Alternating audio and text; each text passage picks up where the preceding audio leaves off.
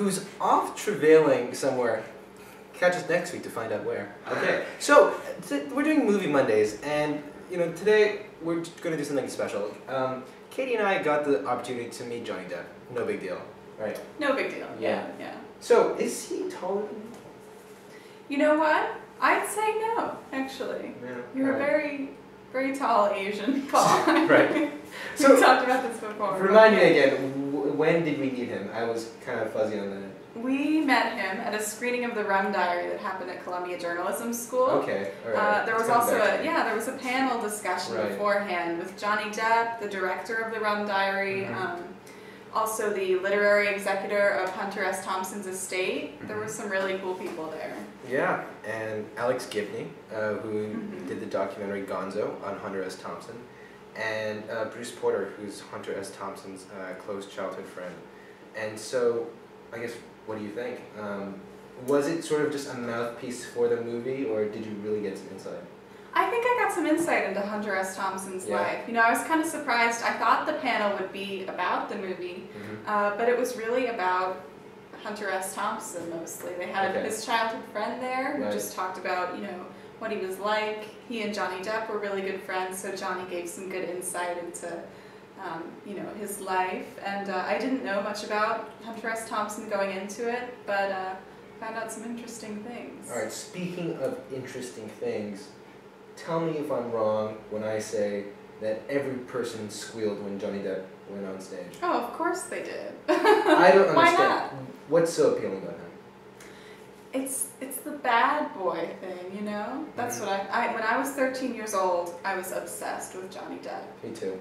Were you? Yeah. This does not surprise me. Well, it's sort of he pulls off the indoor scarf. Check that for Washington Tuesdays. He does pull off the indoor scarf, that's right. true. He's superior to me in that way. But I think he's really talented too, and I like that he did the mainstream thing early in his career, and then he's done a bunch of weird stuff. But you watch some of his early movies and they're just crazy, but they're a lot of fun, and I think it's great that he just does what he wants. Yeah. So, how was his performance in The Rum Diaries? You stayed for the screening. I did stay for the screening. Right. Paul, you cut out early, right? You left for the screening. Me and Johnny went to get drinks out. You did. Yeah. Okay.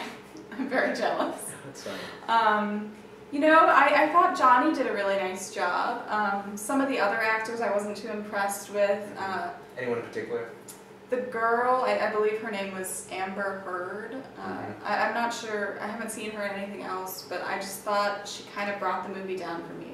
Plus she's like 20 or 30 years younger than Johnny Depp. But I didn't think she was great. And just the movie itself, I was not too impressed with. It was all right, but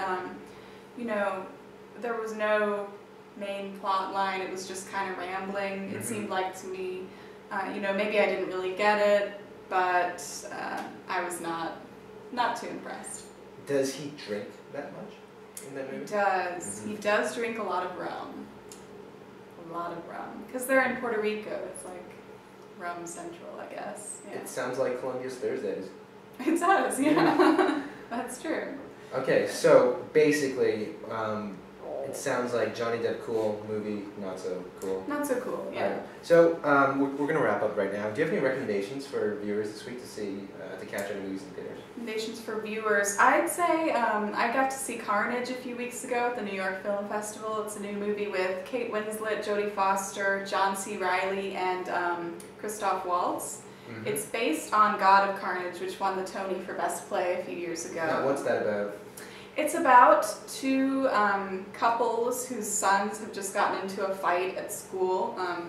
Kate Winslet and Christoph Waltz's son breaks the teeth of Jodie Foster and John C. Reilly's son, so they're kind of trying to figure out how to deal with this with their sons, with the medical bills. There's a lot of issues they need to sort out. And you sort of see them, being really civilized at the beginning and then sort of breaking down into Carnage, yeah, exactly. Fitting, but it's really great. It's such a great screenplay, so I would recommend that. And do you have a recommendation for this week? I do. 50/50 with Columbia alum Joseph Gordon-Levitt.